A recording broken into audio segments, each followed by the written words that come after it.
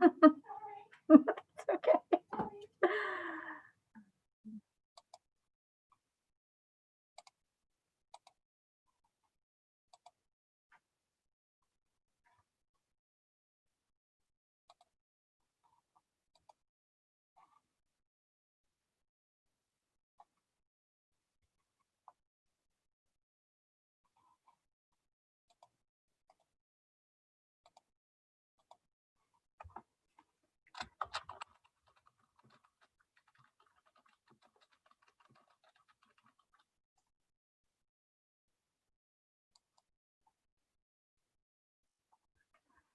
Cecilia, can you hear me?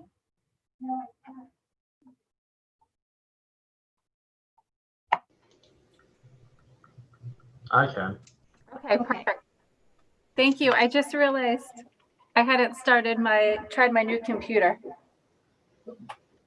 You might have to turn your sound, so we're gonna have echo. We're gonna have echo. Okay, let me.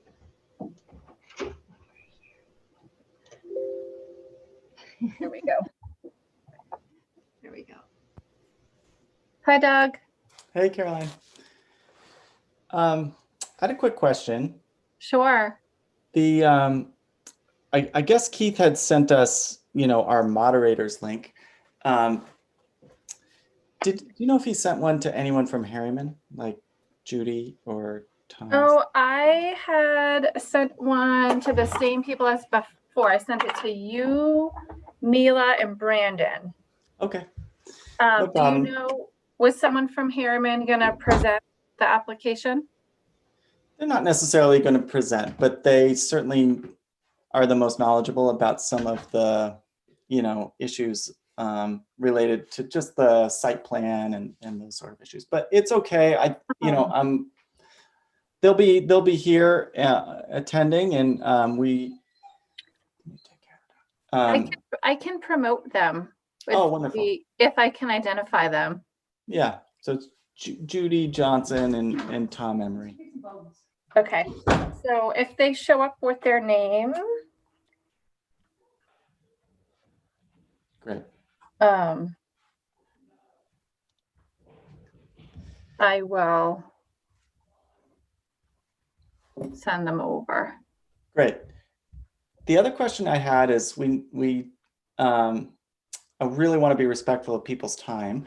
So I just wasn't sure what's appropriate for us to do in terms of like an introduction, and like, do we just dive right into it, or does the planning board want to hear, why we're before them in the sort of the larger vision?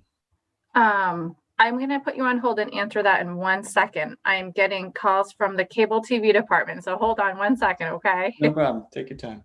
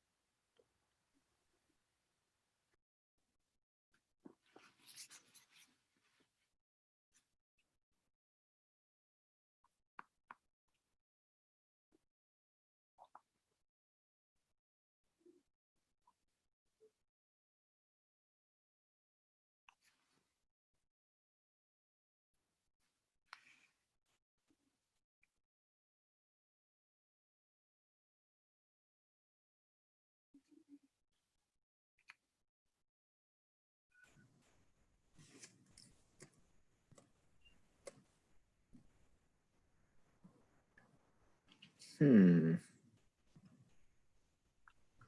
everybody muted? Consent. I'm not muted. Ah, there we go. I wasn't sure if my audio was working there for a second. Yep, I hear you. Hi, so sorry about that, Doug. We were having technical difficulties. Yeah, typically we'll give an introduction, the chair will introduce it, and then he'll want you to, or you or your representative to walk through the proposal of the zoning language that's before them. All right, great. We'll have Brandon do that. And Okay.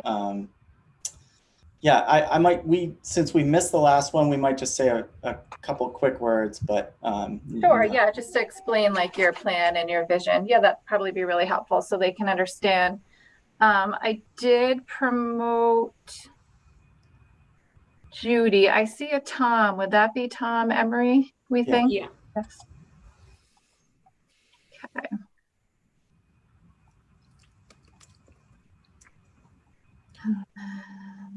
Sorry, I'm just pulling up all the various Let's see, one, two, materials. That's three. Okay, so we're still missing some board members.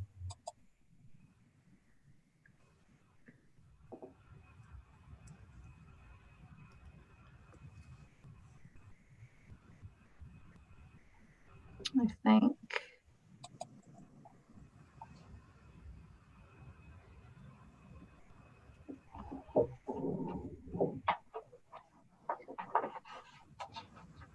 Caroline, was Nick going to join us as well tonight for the workshop? Nick, the code officer? Yeah. No, he was not going to be here tonight. Okay.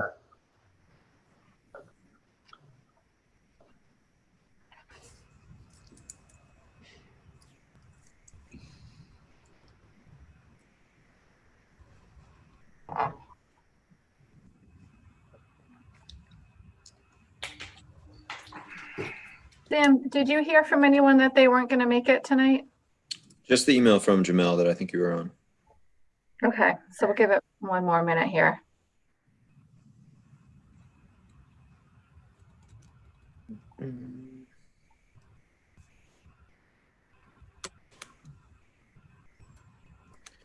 I thought Greg was going to be here. Easier to shuffle papers than it is to open a million tabs in some ways.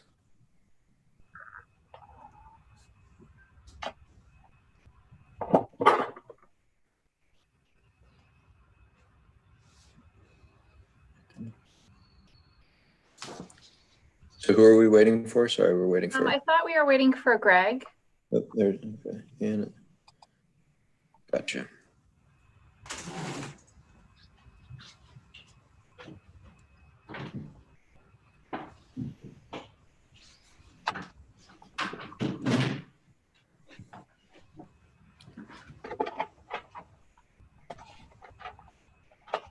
Okay.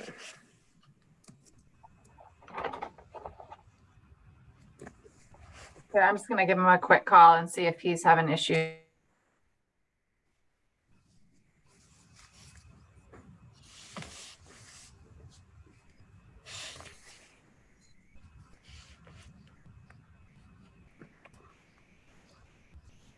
I see a new face as well. Is it Cecilia?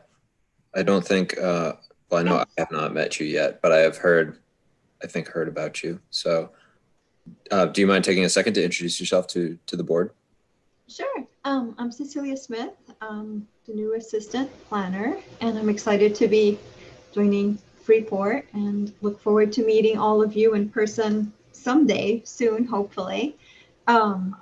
I just finished my master's at Tufts University. I studied urban and environmental planning and policy, and I've been studying city and urban planning for a long time. So yeah, I really like the comprehensive plan, although it's pretty dated, and I love the zoning ordinance. I think you guys have done a really good job here for many, many years. So Yeah, some good bones and some stuff that needs some attention too. So we're trying to pick away at this.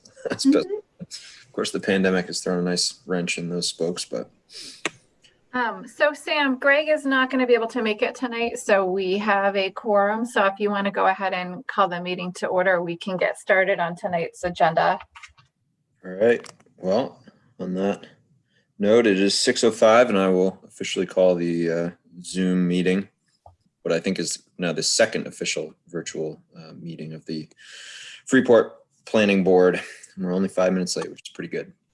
So it is, what is it, Wednesday, August 19th. And we have a couple of items on the agenda tonight, which I will now try to pull up. Let's see. First item, as always, is the information exchange. Does anybody have anything for us? Caroline, you're a reliable source of information. Well, you jumped ahead. I was going to introduce our new face. Cecilia is here. She's been yes, with us for 2 weeks. So I wanted you all to meet each other virtually, but you'll see her helping out on various projects here and at the project review board. So we're pretty excited to be fully staffed after quite a long time, so we can catch up on some of the projects you guys have had waiting in the pipeline. And otherwise, that's really all I have for you tonight. Thanks to the board and the applicant for being flexible. We had to cancel the regularly scheduled meeting due to significant power outage in Freeport. It didn't seem fair to go forward with the meeting when 3/4 of the town still didn't have power. So we appreciate you all being flexible and postponing. We know it inconvenient in the summer and delays projects, but thank you for all being flexible with that. All right, and welcome again, Cecilia. We're excited to have you along. And like Caroline said, I'm sure Caroline, I think I speak for Caroline, saying that it's good to have some extra help. Thank you. All right. Second item on the agenda is the zoning ordinance amendment to the VC1, and this is a public hearing. So the applicant is proposing an amendment to section 413 of the Village Commercial 1 or VC1 of the Town of Freeport zoning ordinance. The change would allow existing single family dwellings in the district to be a permitted use. The applicants are... Sorry, Sam, I think you're looking at last week's agenda. I think you're looking at the 5th. That's right, which is not the public hearing. Oh dear. All right, well now I get to You could speak to that issue too, if you want. No, I'm kidding. all right, now I have to go find the agenda. Caroline, do you mind stepping in? Sure. So item 2 tonight was a zoning ordinance and map amendment for the Desert of Maine overlay district. The applicant is proposing a new section to the Town of Freeport zoning ordinance and associated map amendment to create a new Desert of Maine overlay district at their property at 95 Desert Road, tax assessor map 22 lot 8. Amendments to section 104 definitions are also proposed. Applicants are the Desert of Maine Campground Inc. and Heastand Family Holding LLC. Representing the applicant tonight in place of Jim, who's on vacation, is Brandon Mazer, if I got that right, from Perkin Thompson's. Again, just to note, this item was postponed from the 8/5/20 meeting. Yeah. Right. And Sam, I don't know if we can just... that little mix up there. I do have the correct agenda up now. Should have looked at the date. Welcome, Brandon and the applicants as well. And how would you guys like to give us a little introduction based to We'd love to try and keep it brief. We didn't have an opportunity to introduce it last time because we were fashionably late, is to say the least. We just had a mix up with the time, but we're very thankful to just be here and to put this before the planning board. First of all, I just want to say thanks to our team. We have Judy Johnson and Thomas Emery from Harriman, Brandon representing Perkins Thompson, and Hannah Gathman from Promenade Projects, and a few others as well. Also, just a note to the town staff. We've been doing this, probably wandering into the town office for about a year and a half asking dumb questions, and we've gotten a lot of great guidance from Caroline, Peter, and Nick, and also Keith from the Freeport Economic Development Corporation as well.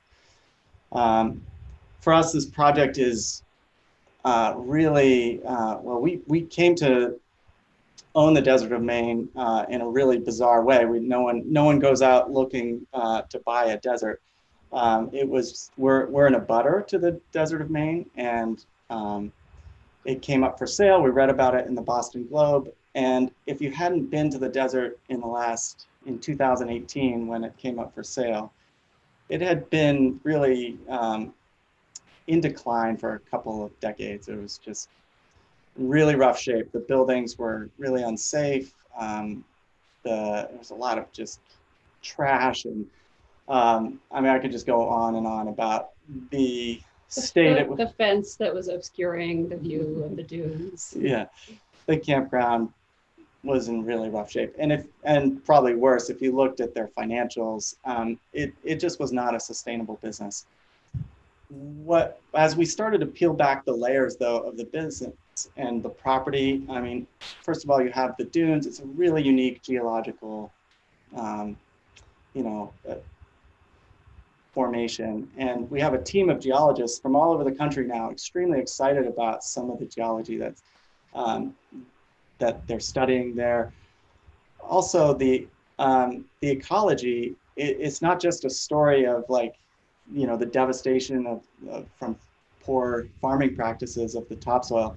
It's actually a story of ecological resilience. So we have our staff ecologist, really excited about what's happening as the nature is sort of reforesting and reclaiming. So there's all these ecosystems around the edges of the dunes, and we think it's a perfect backdrop for very serious education programs for local schools and remote learners and adults too. We think we've renovated the campground. It's really a beautiful spot. It's very close to Freeport, and we think we could do a lot if we're given the chance to update the zoning ordinance as pertains to building shelters. And then for us, though, really what hooked us was the barn.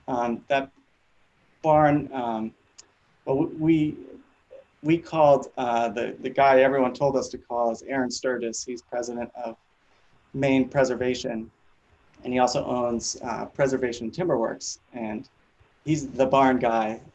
And he stepped one foot in that barn, and he said, I've been in a lot of barns, and this is among the most historic structures in all of New England, and it has to be saved. And we really, Mila envisioned it as a place where we could hold intimate concerts of classical and folk music, and really let that be the center of our vision, bringing arts to Freeport. We think it's really important. Obviously retail was already under pressure, and then since the pandemic, it's really under pressure. And we think it's important to draw a new kind of visitor to Freeport. There's a lot to do. The reason we're before you tonight is we think we're contemplating, and we've already made a tremendous investment. We think we need more than just an incremental improvement here. We think it's we need a step change.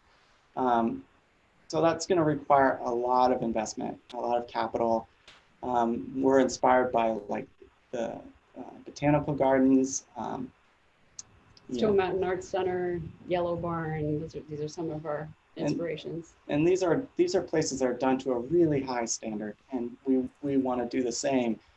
And we want the confidence that the uses that we're investing in are primary and allowed they're not just grandfathered in. So that's why we're here before you. We really appreciate your time. I guess, if you have any questions, certainly let us know. Otherwise, we'll turn it over to Brandon to walk through the details. Thank you, Doug and Mila. And thank you for your time Chairman Kapala and members of the board. I'm here tonight in place of Jim Katsiafikis, who's on vacation, but am happy to walk you through what we're sort of proposing in an effort to make Mila and Doug's vision a reality.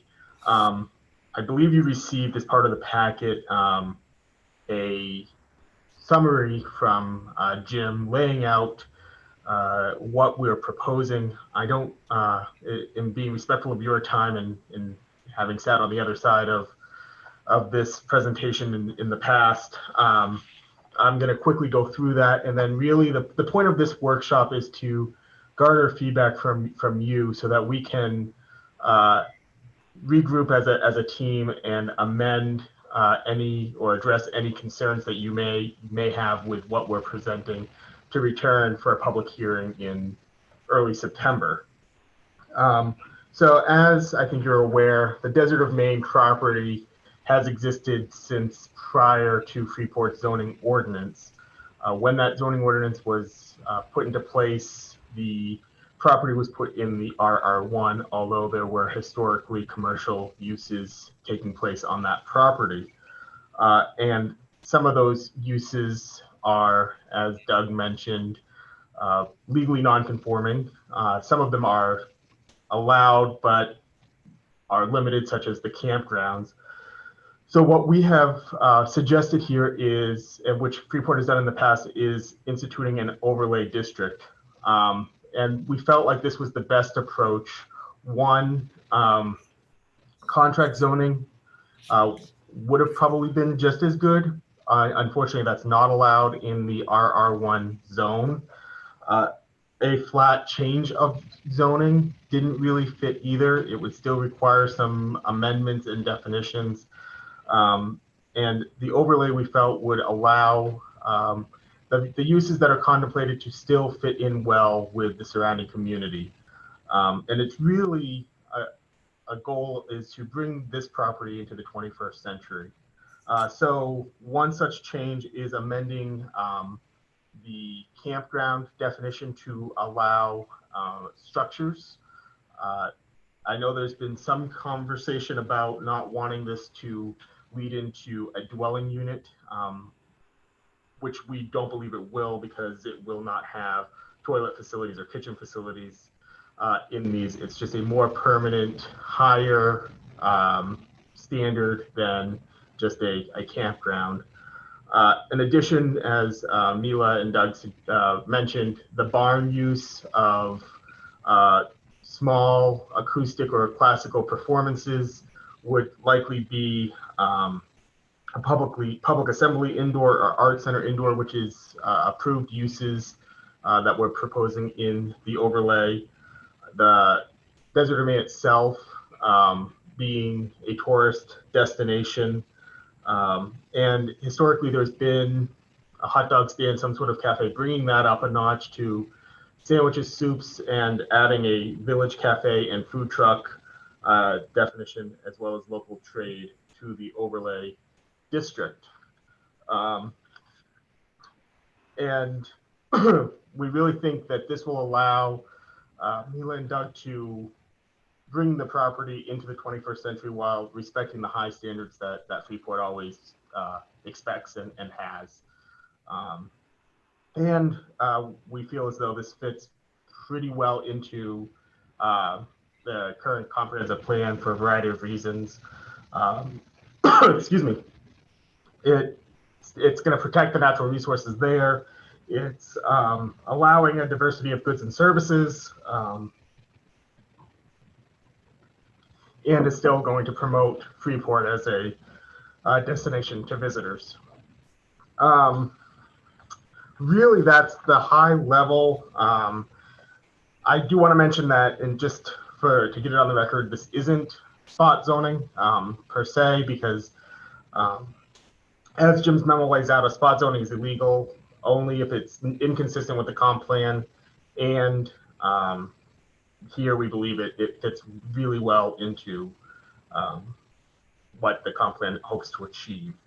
So performing arts, art gallery, cafe, all historically used But what we're really trying to achieve in one, really, like Doug said, one swoop is making sure that we can get building permits as the zone allows without having to do it piecemeal. So making sure it's very clear that these uses are allowed and give some clarity to them. And with that, we have the rest of the team. We have Tom and Judy from Harriman that can speak. We've got Doug and Mila here as well as myself to really, we want this to be a conversation. There were, I believe, 3 public comments all in support in your packet this evening. And happy to try to, I'm not sure we can address them on the spot, but happy to take your thoughts and feelings and take them back and address them ahead of a public hearing.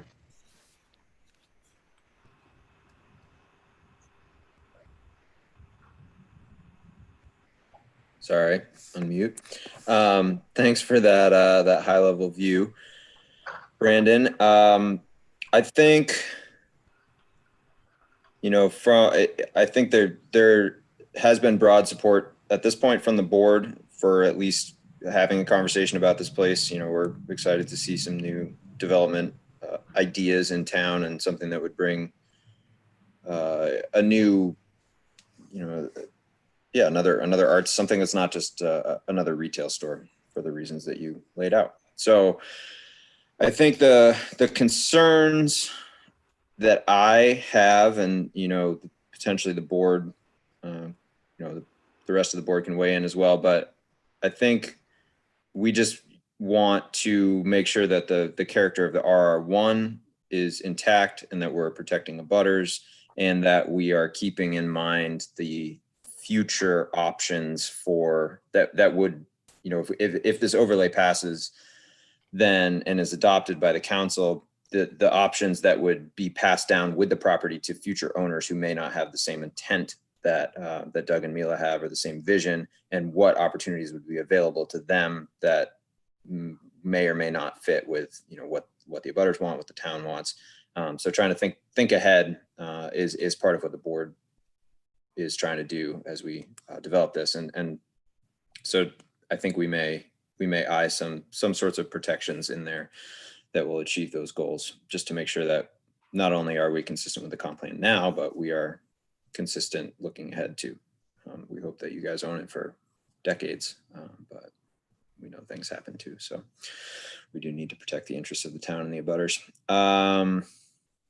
Any thoughts from the board at this stage?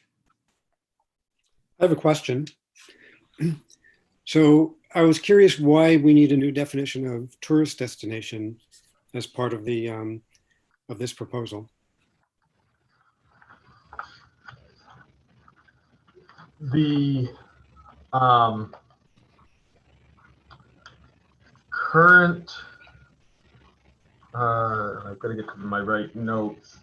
Caroline, correct me if I'm wrong, there is no definition currently of tourist destination, correct?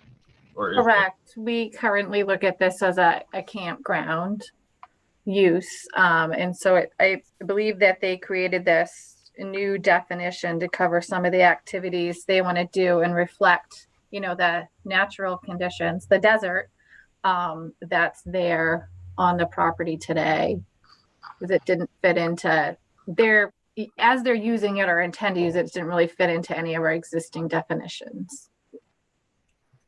Okay, but I mean, one of the aspects of this proposal is that it's going to be an attraction for local people as well as people from other places, you know, concerts and other meetings like that. So it's not necessarily, and I was wondering if that really is necessary. I mean, lots of things in town. The biggest tourist destination in the state of Maine. So I was just wondering why we even need that. We're getting a lot of interference. So unless you're speaking, can everyone else mute their mics? And Wayne, can you restate what your question or comment was? Sure. I was saying, given the fact that there are going to be local activities here where local residents will be interested, things like concerts, maybe art shows, whatever is going on. It will be of interest to local people as well as tourists. And currently, lots of things in town could be called a tourist destination, including even LL Bean. So I'm just wondering why we need that new definition of tourist destination to go along with the uses envisioned in this proposal. Yeah, and I think that, Mr. Jortner, is getting to the point of making sure that we are completely clear on what allowable uses are. Some of these uses that we've laid out could maybe be looked at as accessory uses, but given that these are legally non-conforming uses from a historical standpoint that have been used, it is different than LL Bean. So it's really just trying to bring clarity to what we are intending to do instead of trying to either pigeonhole it or corner it into a current definition. We're trying to be forthright upfront and be as clear as possible in these allowable uses in the overlay district. I think that addresses the question that you're trying to get at. Okay, I guess I was just assuming that the proposal would speak for itself and all of the uses that you're proposing would be approved in the overlay without the need for any new definition. But I mean, I don't have a big problem with it. I was just curious why it was necessary. It was that we couldn't find one that we felt was a fit appropriately. Okay. It's a weird spot. It's like for 100 years, this place really has been, we've had hundreds of thousands of visitors come to see the desert. And the fact that there's a campground here, most people don't even know that. I think that's really the central identity of this place. I was wondering, did everyone receive, I know that the board did, but did the applicants and their team receive the comments that were not in favor of this development so they could see that, or did that just go to us? They did not get the comments that came in and went out late today. So if somebody wants to share those, we'll definitely get them to them. But if somebody wants to kind of summarize those, we do have 5 members of the public here as well. I think one of them did submit comments. The other one I don't think is present. So if somebody wants to summarize those, or if you want to, I don't know if you want to take public comment from people that are here. It looks like Aaron has some comments as well. Sorry, I got caught muted as well. Yeah, I saw the negative comments come in. One resident was concerned that this was textbook spot zoning.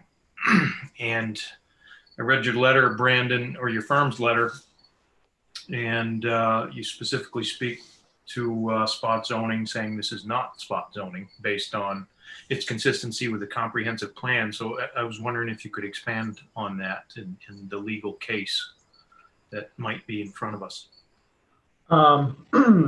I don't have the case pulled in front of me, Mr. Cannon. I'm happy to provide the board a further description of it in our memo coming up. But in essence, as the memo lays out, spot zoning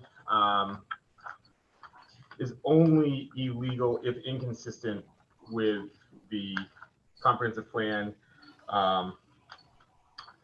And I'm happy to get into those details further. I just did not have that pulled for this meeting.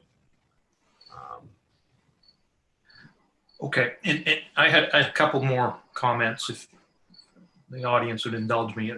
Maybe Mila or Doug, you could, and I'm sure this was in maybe some previous materials, but just explain to us one more time what the campground component of your property is, and what it's proposed to be. Yeah, so we, about, 20 acres of the 45 are allocated to a campground. Maybe it's closer to 15. And when we took it over, there were 46 sites. They're really close together, and it was mainly an RV park is what it was. We have since taken out a lot of those sites. We've reduced it all the way down to 23 just to make it more spacious and more in line with modern trends in camping. There's a bathhouse, where there's showers and bathrooms. We've completely renovated that. It's really beautiful now.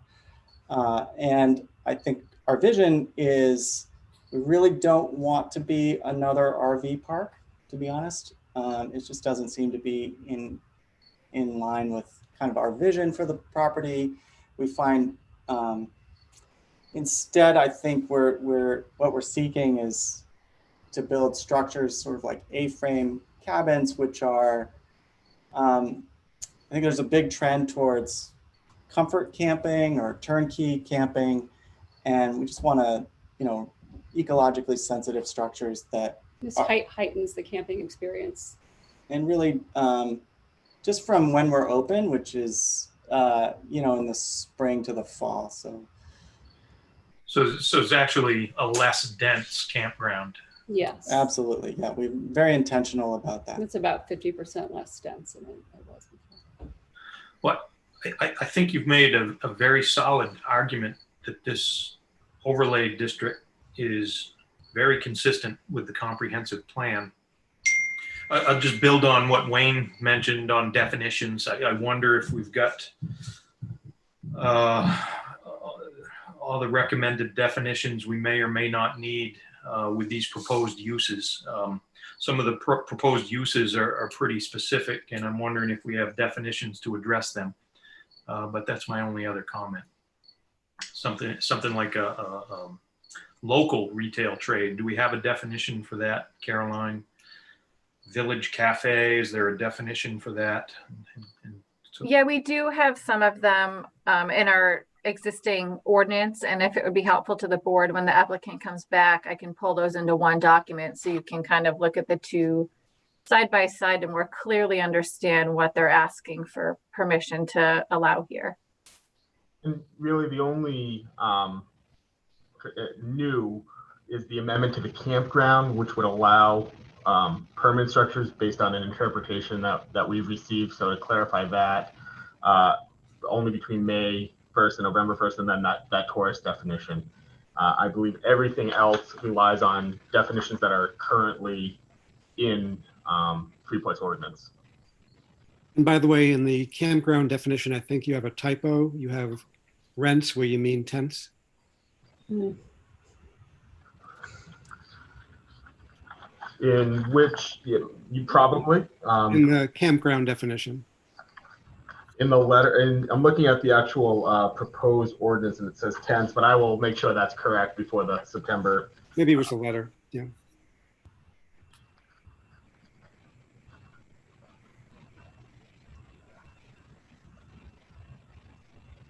I'd like to hear more from the applicant about the concert venue at the barn, and background, and also interested about, sorry, my daughter's like to sneak in here.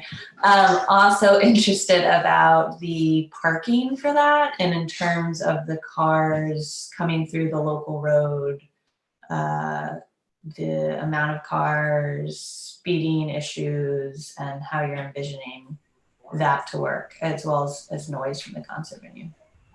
Yeah, I'll talk about the concerts and then hand it over to Doug to discuss the parking. So when we first contemplated buying the property, we were home from Maine Fiddle Camp, which I don't know if any of you are familiar with this institution in Maine that musicians come together from all over the state, and professional musicians, just beginners and everything in between, and they play together for a weekend, a week, however long they decide to stay. And it's just this very strong community feel celebrating Maine musicians. So we had that in mind when we saw this barn for the first time. And that's what we envisioned. We envisioned intimate concerts of folk music, classical music. I come from a classical background, And the beauty of this barn is that the acoustics are so wonderful that you don't need amplification. And in fact, you don't want amplification for classical music or folk music. And in fact, we had some informal house concerts last summer, and you could not hear the music even at the next house over. It's quiet. It's not. We don't want to have the kind of concerts that would be loud and a disturbance to the neighborhood. And I'll just mention that we did test with a decibelometer, or however you say that word. I really couldn't hear the music over the birds where I was testing at the nearest houses.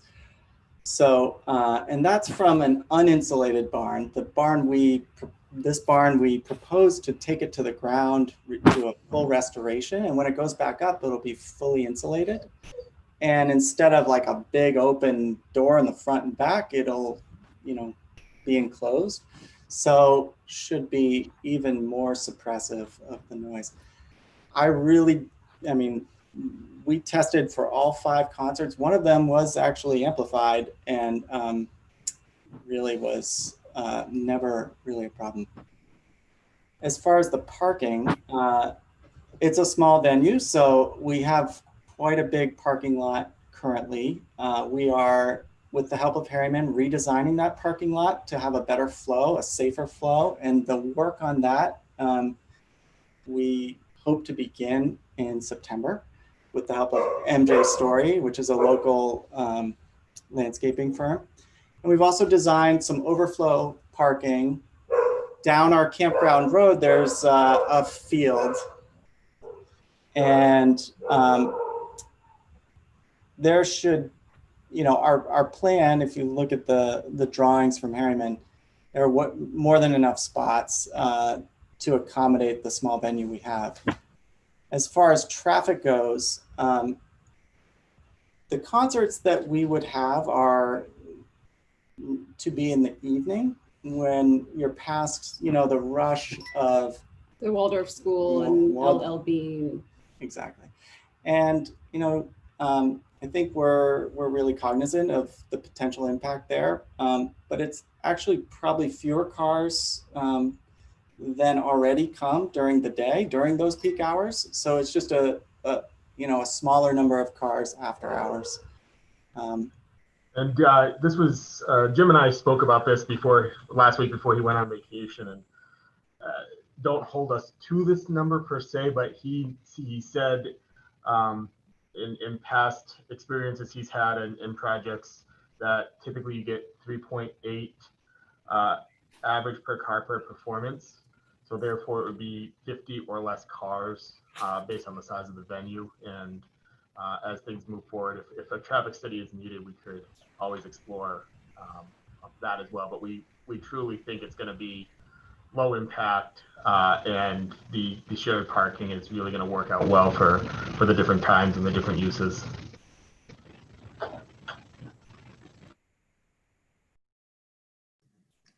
Yeah, I think the traffic seems to keep coming up as one of the main concerns that the neighbors have, because it is being a dead end road, it is pretty quiet down there at this point. One of the other concerns that we saw come through today in the from the the public comment that we did receive is about food trucks and cooking smells and noise from food trucks and generators and people eating outside and congregating outside. I'm wondering if you guys could speak to the intended use of food trucks. Is it something that will you have food trucks there all the time when you have visitors, rotating cast of food trucks maybe, or is it just for the concerts, or how does that work? It's really just intended for the concerts, and probably not all of them. I think we're going to make a requirement for no generators. We're going to provide the ability for food trucks to plug in. And I think we're really just thinking of one food truck to service the concert goers. honestly, this is not for us an important part of the application. We really just don't want to be in the food business. So, most concerts may not need a food component. We recently had this benefit concert for Freeport Community Services where we had it catered. That worked really nicely. I think this is really low key. This is probably to be set up as people are arriving. They can arrive early, mingle, get some food, and no generators, just plugged in. That wouldn't really work with the concert anyway. Certainly not a permanent fixture. No, we don't want them there during the week. We have a small cafe in the store and it's always been there. Again, we're not really, I think the application, at least from our perspective, we're not trying to get into the food business. People do stay there long enough that they get hungry, particularly kids. And so it's important to have something, but we're not trying to become restaurateurs. Certainly not. We're crazy, but not that crazy. Also, it seems that you're allowed to do that under your grandfathered uses anyway. Is that fair to say? It's kind of unclear to us. I guess I'd leave that to the code enforcement officer. But I think we were questioned about, prove that you have always served popcorn, and it's really impossible to prove that. We feel it's been there for quite a while, and is probably one of those legally non-conforming uses. And that's part of this exercise to bring everything out and make it very clear so that the CEO doesn't have to hunt and peck in files or have us hunt and peck in files for examples. Yeah, it says under historic uses of this property that there has been a food stand of some kind. For quite a while, yes. I guess my concern, thinking about food trucks and or really less about food trucks and more about the concert noise and those kinds of concerns, is not necessarily for the proposed use as it would exist with you guys as the owners, but what happens if in 10 years somebody else buys it and wants to turn it into a rock venue, 200 person underground rock venue, and they're playing 120 decibels on stage, and with even if the barn's insulated with all the best intentions, 120 decibels is a rock show and a jet plane. So I think we need to be, as a board, cognizant of those kinds of considerations going forward, and think about what if anything we can do to sort of protect the the abutters from those kinds of considerations if we do allow this to move forward. And I think we can regroup as a team and try to bring forward some thoughts as well on how to address that noise with buffers or other ideas. Sam, can I give a little clarification of some of Aaron's points and some things you brought up? So food trucks are heavily regulated in Freeport. They're only allowed in certain districts or with special events, and they do have standards. They have to be permitted through the town. They're not allowed to have generators. So if they were to bring in a food truck, they would be subject to those existing kind of licensing standards that we have in place in other districts. This is an old property. It's been here for a long time. There's not a great paper trail. There's paper trail on the campground, but there's some things that there's not a good paper trail for. They have appear to have been there for a long time and may have been accessory to the campground, but they really do want to kind of, like they're saying, clean up their paper trail so they're clear on what they can do going forward. Some concerns have come up on things like parking. I heard someone else mention buffers. A couple of things I just wanted to kind of point the board to that you haven't gotten into is, they're proposing an overlay district. So this would essentially be another layer of land use regulations on top of the underlying zoning, which is rural residential 1. In other districts, we do have a noise section that applies and gives out decibel levels. That's something that the applicant could look and see how they could address that to maybe alleviate some of your noise concerns. They don't list any space and bulk standards, so would resort to the underlying district, which would be for outside of subdivision, 2.5 acre minimum lot size, 50-foot setbacks on the front and side, 75 on the rear. I think that would be something good for the board if they had any thoughts to the applicant, if they're okay with that, or if they would expect to see some kind of standard. And also they list uses in here, but they don't say whether or not they would be subject to site plan review. Most of these uses and other zones would be subject to site plan review and come to the board, and where they would look at things like lighting, parking, traffic, some of the things you mentioned. So I think that's something else, if the board could give a little bit of guidance to the applicant on their language, or maybe the applicant could clarify, that would probably be helpful to help them move forward and craft. And again, you are getting some additional members of the public participating, and you do have a comment under Q&A, just so you're aware. That tab, I didn't even know that existed. It does. Learning things all the time. Well, the comment that we have is that from somebody who lives in the area and walks the surrounding roads all the time, and they're eager and supportive of the proposed uses. So that's a good public comment from somebody, from an abutter, or at least somebody who's close by. I think, sort of thinking about Caroline's point about the overlay district, I think the protections that personally I would like to see in there would be a minimum lot size that is the size of the parcel, so that it can't be subdivided in the future. So if the minimum lot size is the size of, the same size as the overlay district, or, whatever, 100 square feet smaller than that, then I think that would provide some protection that, we can't end up with 7 music venues or whatever however the math works out in the future, 2.5. I think it's kind of an unlikely possibility, but a possibility nonetheless, and a pretty easy one to solve. And the other minor tweak, I'd like to see bigger setbacks. And I hadn't really thought about the site plan review portion of it, but I think that's a very valid concern. I think, given the impacts here, it's probably reasonable to put things like the parking lot and the buffering in front of the project review board.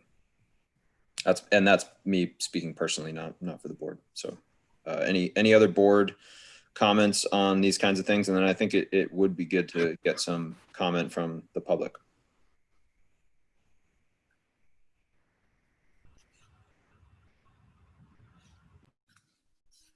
Anyone else? No? All right, so we can, I think and Caroline, you'll have to help me because I actually don't know how to do this, but turn it over to public comment. So we do have 7 members of the public present. If anyone wishes to speak, we can promote them over so that they can comment to the board. They'll be available to speak on audio. We won't be able to see you, but we can hear your comments. So if you wish to speak, you can raise your virtual hand and we will move you over so you can have the opportunity to comment. Okay, so Sam, we have David that would like to speak. If I could move him over, and then if anyone else wants to speak, they can raise their hand and we'll form a virtual line. Okay, so yeah, David. Let's hear from David. Okay, can you hear me now? We can. Yeah. Okay. I wrote a moment ago about living in the area and walking in the area. So that was me. I actually live on Estes Drive, which is not an abut. I'm not an abutter, but I'm up in the Desert Pines area. So off of Merrill Road. So that's proximity, just to put my comment in context. The other comment I would leave here, and I didn't hear anything in your conversation. Sorry, I came in late on the call, but any lighting that would be added for parking and illumination at night, I would want to make sure that it comply with a dark skies standard, as well as, and if you're not familiar with that, I see some head nods. So yeah, dark skies, and making sure that lighting is low, not high pole lights, and so that we're able to preserve the darkness out here in this area. That's my comment. Thank you, David, for those comments. Yeah, I think that's a very reasonable thing to have in mind, is the lighting of the parking lot, and not only how the lighting looks and affects the sky and, you know, keep the light pollution down, but also how much it's on, because I know there's, you know, street lights and some parking lot lights stay on all night, and I'm assuming that we don't want to do that. I'm assuming that's also not in the interest of the applicants, but just something to keep in mind. If I could just briefly share my screen, I can show you what we had envisioned. We're certainly on the same page when it comes to the low light. It appears I can't share my screen, but I have I'm trying to give you that capability. Try again and see if it worked.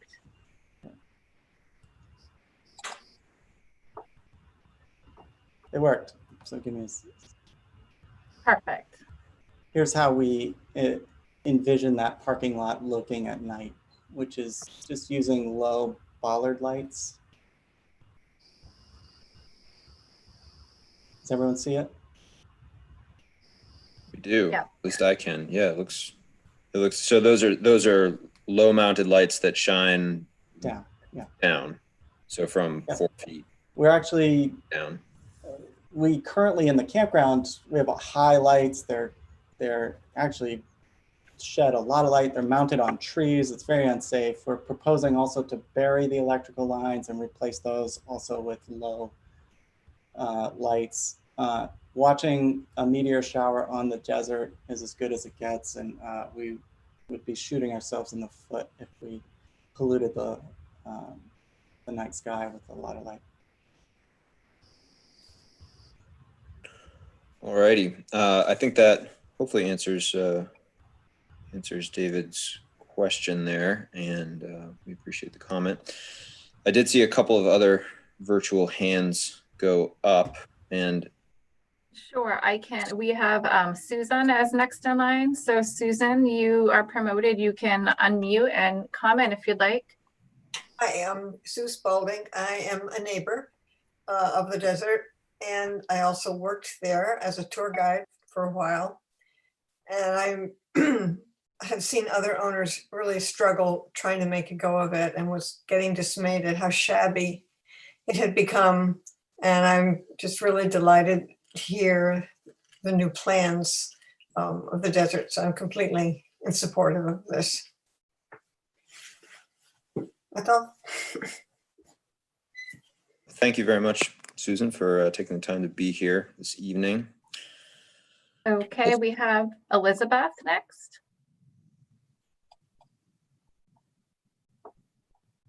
Right there. Hi, actually, my name's Bev. I'm Elizabeth's wife, and she's standing next to me. So there may be two people chatting. So I can safely say that we're both in strong support of the desert being developed this way. We've lived here for 5 years, and we're very happy with the plans that Mila and Doug have proposed. We actually walked down to one of the house concerts, and we're very happy. We didn't even know what was going on inside until we got very close to the building, I have to tell you, and it was lovely. I also have to say that I've been very grateful for how welcoming they've been to the Freeport community, welcoming to the neighbors. And we live 3 doors down from the turn, so we're pretty close and can walk out of our back door, courtesy of our neighbor, and get to the desert in about 4 minutes. So through the woods. So it's been a real asset to have them take over the desert, and we are excited about the plans. And I have to say, the traffic to LL Bean in the morning when I leave at 5:45 and Biz leaves a little bit later is significant. And I'm not, from the plans that I'm hearing, I'm not concerned about the traffic that they're talking about to the desert with the concerts. And that's my comment. Anything to add? Yeah, I would just add Elizabeth Houghton. Our ancestors have been here in Freeport since like 1945, and my grandfather took me to the desert when I was a child, and I love the idea of it being preserved much the way it is and not potentially turned into something that could be far more destructive to the land than what Doug and Mila are proposing. So again, a big supporter. Thank you. Thanks to both of you for sharing those comments. Any other comments from people in the Dawn, I asked a question out loud. whatever? We don't have any other hands raised. Does anyone else wish to comment from the public? Okay, we have Hannah. Hannah Gathman. Okay, and I'm going to mute our people that already spoke. Okay, Hannah. Hi, this is Hannah Gathman. You guys can hear me? Yes. Yeah. So I'm, full disclosure, I'm not quite a member of the public. I'm on the team with Mila and Doug and Jim as a consultant with Promenade Projects. And I'm certainly not the attorney here, so I don't want to speak as such. But I just wanted to reiterate, I've been working with Mila and Doug over the past almost a year now, kind of on meeting, making sure that we're meeting with people in the community, people on the council, business owners, other, the Arts and Cultural Alliance in town, and have been really encouraged by, I've gone into a lot of those meetings thinking, okay, how are we going to convince them? And it's been the easiest job in the world, because everyone hear the ideas, and then they hear the actual sentiment coming out of Mila and Doug and why they want to do it, and it's kind of a no-brainer for everyone. But I also just wanted to reiterate, I think what Brandon touched on and what Jim has been working really closely with them on, which is that in terms of protecting the site and the intention of this overlay for potential future owners, that's as much in Mila and Doug's best interest as well. They want to protect this land and see it carried out in the vision we've all been talking about tonight, and not in some of the scary nightmare ways that people can think of. So I think that the application is very much open, and we've had plenty of offline conversations about this to, specifically include things like the decibel limitation, which again, I think if anyone comes out while there's music happening in that barn, you won't be worried, but certainly for potential future uses of the land, to put in decibel restrictions, to put in anything that makes it clear that this is kind of family-friendly activity. I know that family-friendly doesn't mean anything in the law of zoning language, but anything we can write into it that gets that across and makes it adheres to those standards. That could be hours of operation, which I know we're open to. These things won't be happening after 10 o'clock. And to be honest, they're primarily not going to be happening after 8 o'clock at night. So if it's putting some of that language in, if that causes anyone, alleviates any concerns, we'd love to hear that. As well as, again, I don't want to speak out of turn, but I think we've been expecting, when we actually are ready to do the big barn investment, that that would of course go in front of the project review board to make sure any of those other pieces that people might have concerns about, like traffic, are addressed and planned for. And I certainly love the idea of making sure of including in the overlay the minimum lot size, which is the current lot size. I think these are all really great feedback that put into specific language things we've been talking about already, trying to figure out how to make sure that everyone feels comfortable with them. So yeah, just wanted to kind of reiterate those points and make sure we're taking down all the notes we should be, so that we're getting any kind of new points built in and official for the public hearing in a couple weeks. Okay, thanks, Hannah, for that sort of context on the team's thinking. Other comments from either the board or the public? Mr. Chair, if you will allow me, I just want to clarify one thing that I think Caroline touched upon, but I think it may alleviate some concerns that you've already raised. So with this being an overlay, the RR1 zone and underlying standards would still be applicable to us. So and I just pulled it up, under Freeport's noise regulation, there are relatively low decibel requirements already. It's the lowest in the town, which we would be bound to, as well as with the underlying RR1 zone. And then in terms of sort of the buffer setback, what often is seen in situations where you have a lighter commercial use next to a residential is preserving vegetative or wooded buffers, which a lot already exist on this property that we could look at as well, which has been talked behind the scenes by the team as well, of preserving a certain buffer that way. If, to your concern, 10, 15, 25 years from now, some other owners come, that buffer is preserved, the RR1 zone is preserved, the decibels are preserved, and I think we can get there for sure. Do you have any questions? All right. Other comments or questions? Oh, is Hannah's hand raised again? I'm not sure. Hannah, you're still live. Is your hand raised? Oh no, she just put it down. I don't see any other hands raised from the public, but we can give a last call for public comment if you want. Yeah, I don't see.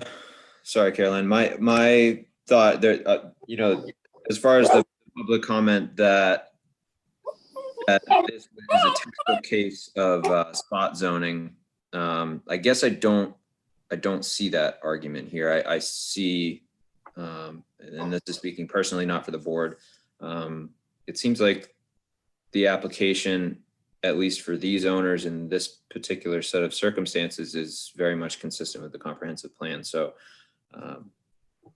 I don't see the spot zoning thing, and I'm not an attorney, so but taking it at its face value that if the proposed amendment is consistent with the comprehensive plan, then it is not spot zoning. I think this is consistent and therefore not spot zoning. So just want to get that on the record. If anybody disagrees, feel free to do so. Mr. Chairman, can I make one comment about that? That kind of keys into what I was thinking about this. It appears that it's not illegal spot zoning because it is consistent with the comprehensive plan. So the next thought I have is that, are we then signaling that any proposal that is consistent with the comprehensive plan is generally going to be entitled to an overlay like this? Or is this more of a rare thing that the planning board would support? I think, and this again, for me personally, I mean, my support of this, sort of broadly speaking, with the sorts of protections that we've talked about today, my support for this hinges a lot on the historical uses of the parcel. I mean, it's not like, so anybody who comes to us with 100 acres and wants to build a campground is going to get a green light. I think it has to do with the history of this property and the fact that it has, at least as the proposal stands today, the development would be an improvement to the physical structures and to the environment that's there. while maintaining some of the character of the use as it goes back. And it's been an important part of the town too. It's not like it, you know, it doesn't sit in a vacuum over there. It's, you know, it's been an important part of Freeport's history. So it's not, to me, that sets it apart. But that's my personal thinking. And I agree with what you just said, and I'm also, you know, clearly in support of this proposal. But I wonder if there's some way we could signal the fact that this is a very specific proposal that is causing us to grant this overlay, as opposed to anyone who's consistent with the comprehensive plan automatically gets an overlay. If I may, if you, Representative Jordan, if you actually look at the purpose statement, I think that helps, and any future overlay would need to draft that purpose statement as well. So, you know, it's not to hang your hat on, but that's sort of, I think, the purpose of the purpose statement is to clearly identify why this fits, gives that ability. Caroline, do you mind muting? Yeah, let me mute, and then I just wanted to clarify some process for you. So in Freeport, obviously the planning board is the first stop in the zoning amendment process. You have an application before you, and to make a positive recommendation to the council, you do have to find it consistent with the comprehensive plan. You know, I think, you know, there were some concerns raised that, you know, whether or not it's spot zoning. And when it comes to spot zoning, I think you need to, you know, think, is this really for the greater good of the Freeport community and protecting or allowing something that's of value to the community as a whole and not just this one party? And second, how is it consistent with the comprehensive plan? I think it's, you guys have made some good verbal comments, but when it comes down to, you know, if it goes forward and whether or not you make a recommendation, I think you just make really clear comments, you know, look at the vision and look at some of our implementation strategies and touch upon some of these things that are important to you. I feel like if you have a clear record and you're, you know, justifying your recommendation in multiple areas, I think that, you know, makes a really strong case when another applicant comes in, especially if you're touching upon multiple points, which the applicant noted some in their application. I feel like you guys have given the applicant some good feedback tonight on what you wanted to see. I think we've gotten some constructive feedback from members of the public that the applicant can look at. For zoning amendments, we do like staff to also go through it and make sure that it's going to be enforced in the way that's going to carry through, you know, the goal of the applicant, and we like to have the town attorney. I do have some concerns about timing. Unfortunately, we got bumped back 2 weeks because of the power outage. For legal public hearing, I would have to have the notice in the paper 12 days before. I don't feel like in the next 2 days, especially with Jim being on vacation, that we could get language in hand circulated for the formal public hearing in September. So I guess I would ask Brandon and Mila, could we work with you in the next coming weeks and have you come back for a check-in with some revisions at the September meeting? And if that goes well, look at a public hearing, the first meeting in October. Yeah, sure. Brandon, does that work for you guys in your timeline? If Mila and Doug are happy with that, we can certainly do that as well. Or so it would have to be Friday. Would have to be the everything into you. Yeah, I'd have to have the notice in the paper Friday. So when we're having a public hearing, we need that final draft, you know, of the language there, and knowing that Jim's on vacation and we want to run it through here to make sure that ultimately at the end of the day, you guys can do what you want to do and incorporate some concerns. I think that would be probably the best process, unless you have a document in your pocket that addresses some of the concerns tonight and you feel really hatched we out. don't. The plan was to regroup as a team and try to work out what we took out of this meeting tonight, not knowing exactly what the board was going to have for thoughts. I think we anticipated some of this based on some of the public comments and meetings with neighbors. Mila and Doug, I'll defer to you if that doesn't mess up your timeline too much. I think it'd be better and we'll have a better product to put in front of everyone. We're always, we are anxious to get underway with the renovations. The barn is really struggling, but on the other hand, it's important to get this right. And we've waited this long. It's another month won't kill the project. We just want to make sure that the way it's drafted really does, I think, protect abutters and people in the neighborhood from what might happen to it after it leaves our hands. So that sounds fine. We'll plan on a short workshop and an update in September with hopefully a public hearing in October. Great. Sounds good. Here's another, just to really get everybody's head spinning. That first meeting in September, would that be the week of Labor Day, Carolyn? No, the September meeting is tentatively Wednesday, September 2nd, so it's before Labor Day. Before Labor Day. What if we go a month from now instead of that first week in September?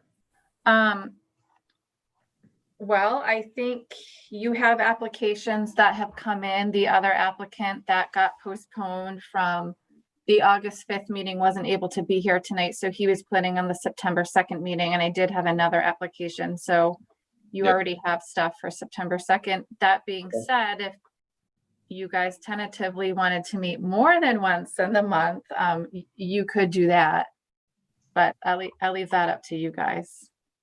Why don't we have that discussion offline over the next day or two to feel out the board's availability. Okay, and that will give us time to regroup with the applicant and their team once they. I think that makes sense. I don't think we need a lot of time, but I think Jim needs to be part of that conversation, and he's not back till Monday. So if Right. you're willing, I'm on Portland's planning board. We're meeting 3 times a month right now because of COVID. So it's intense, and I understand and I appreciate all of your time.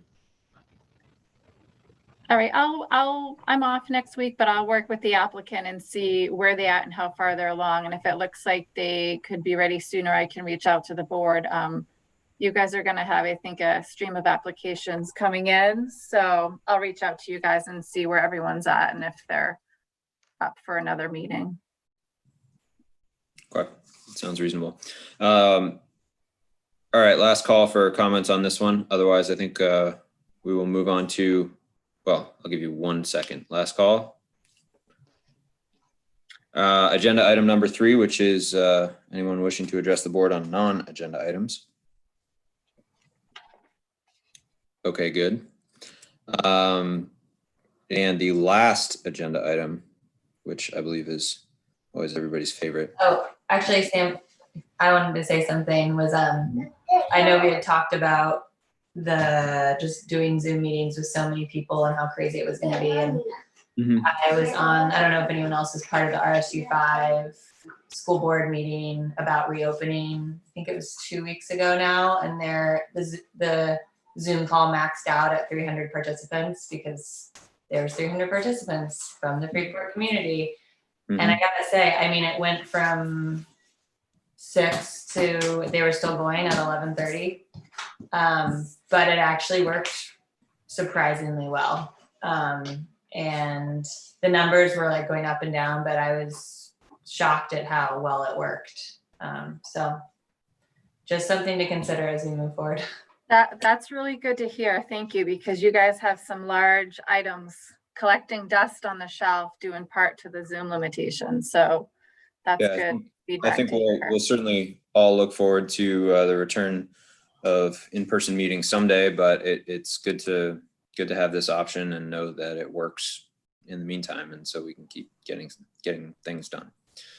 So yeah, that'll be, and it's good to have these slightly smaller ones in the meantime. So agenda item number 4, thank you, Anna, for that. That's helpful information. Agenda item number 4 is adjourned. Do I hear a motion? Somebody has to unmute, unfortunately. So moved. Second. All in favor? We need a roll call vote. Right. All right. Wayne. Yes, in favor. Aaron. Yes. and Anna. Yes. And I am also in favor. I appreciate everybody's time tonight. It's good to see you all, albeit virtually. And we'll see you in, what, a couple weeks, really, right? September 2nd. Thanks, Sam. Have a good night, everyone. Alrighty. Thank you, everyone. Well then. Bye. Nice to meet you.